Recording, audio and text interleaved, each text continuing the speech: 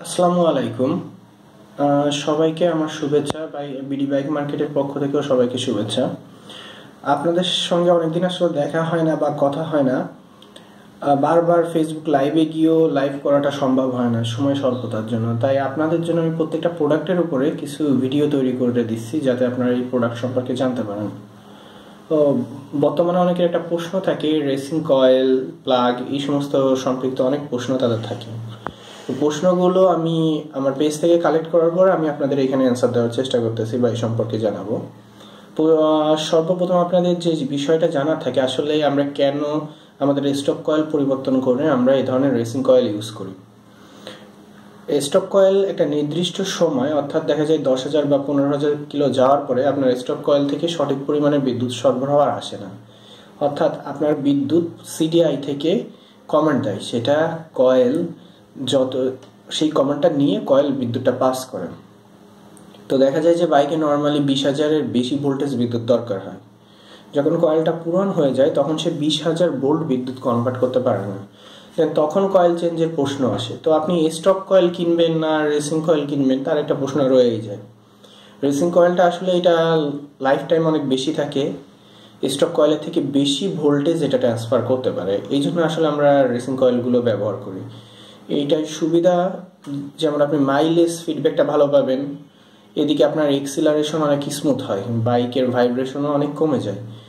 দেখা যায় 0 to 100, 0 to 60 acceleration খুবই স্মুথ হবে, যা আপনি আগে পাবেন না, বা দীর্ঘদিন ইউজ করার পর যে স্মুথনেসটা কমে যাবে। তো এই কয়েলের সেট আপ শুধু আপনি একটা কয়েল কিনে লাগালেন আর আপনি সঙ্গে সঙ্গে স্মুথনেস পাবেন এরকম ব্যাপারটা নয়। কিন্তু এই কয়েলের সঙ্গে যখন আপনি একটা কয়েলটা লাগাবেন তখন ফুল একটা সেট আপ তৈরি করে দিবেন, তাহলে আপনার স্মুথনেসটা একটু বেশি ভালো হবে। যেমন আমি আপনাদের যদি একটা কয়েল দেখাই, বাজারে আপনার অনেক কয়েল আছে। তো কয়েলগুলোর মধ্যে আপনি দেখবেন যে যেমন উমা, ফাইটো, এই ধরনের কয়েল বেশি চলে। এখন এই দুটার মধ্যে কম্পেয়ারের মধ্যে আমি নাই যাই, তবে আমি বলবো আপনার বেস্ট হলো ফাইটো ইয়ামাহা রিকমান্ডেড একটা কয়েল থাকে। ইভেন আপনারা যদি ইউটিউবে দেখেন বা গুগলে সার্চ করেন, থাইল্যান্ড সহ বিভিন্ন দেশে আপনারা দেখবেন এই স্কুটিগুলো রেস হয়।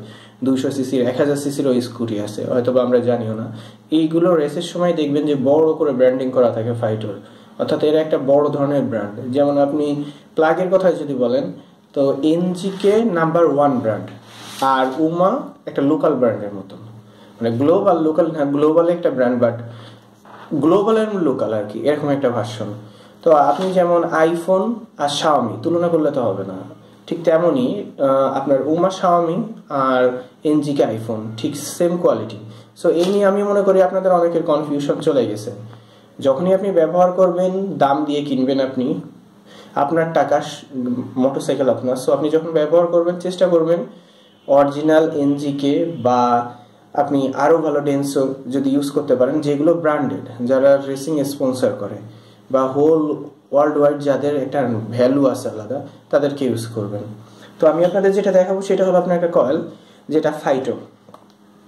বিডি বাইক মার্কেট থেকে ফাইটোটাই সব থেকে বেশি রিকমেন্ড করা হয়, কারণ এইটা নিয়ে কাস্টমারের কাছে কখনো আপনার দ্বিতীয় কোনো প্রশ্নের সম্মুখীন হতে হয় না। এই জন্য ফাইটোটাকে আমরা সবসময় আপনাদের রিকমেন্ড করি। কিন্তু উমা, এটা নিয়ে কোনো রকমের কোনো প্রশ্ন আসলে আমি অ্যান্সার দিতে যাচ্ছি না।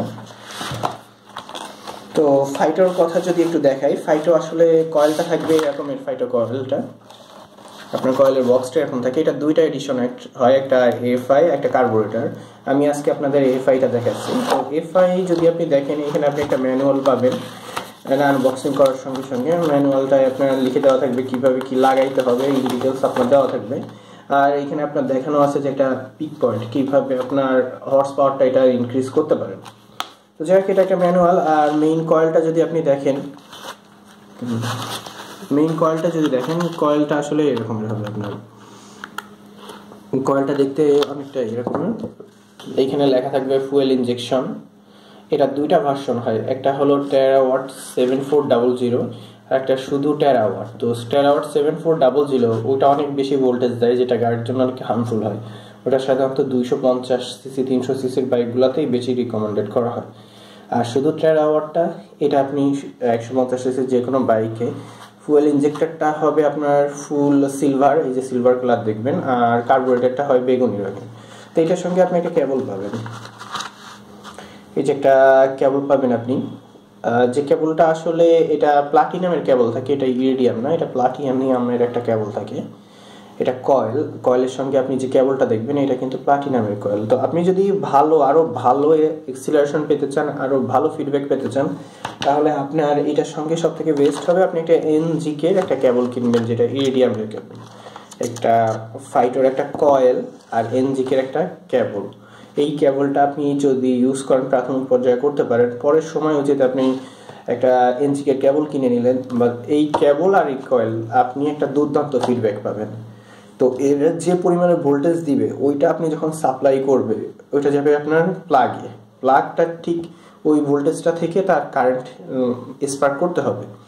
এই জন্য আপনারও ওই রকমের ডিউরেবল একটা প্লাগ দরকার হয়। তো সেই প্লাগের কথাই যদি আসি, তাহলে আপনি এনজিকে বা উমা যে কোনো ধরনের ব্র্যান্ডেরই আপনি প্লাগ ব্যবহার করতে পারেন। তবে আগেই আমি বলি, আমি কোনো ব্র্যান্ডের খারাপ বা ভালোর কথা বলতেছি না, আমি শুধু আপনাকে বলবো আপনি যখন বাইকটা আপনার ব্যবহার করবেন, আপনি সমস্যা হলে আপনার টাকা যাবে, সবই আপনার। সো যখনই ব্যবহার করবেন আপনি সবসময় প্রিমিয়াম কোয়ালিটির দিকেই ঝুঁকবেন, যেটা সব থেকে বেস্ট ব্র্যান্ডেড। সো সেই হিসাবে আপনার প্রোডাক্টগুলো ইউজ করবেন। ধন্যবাদ সবাইকে, বাইক বিডির সঙ্গেই থাকবেন।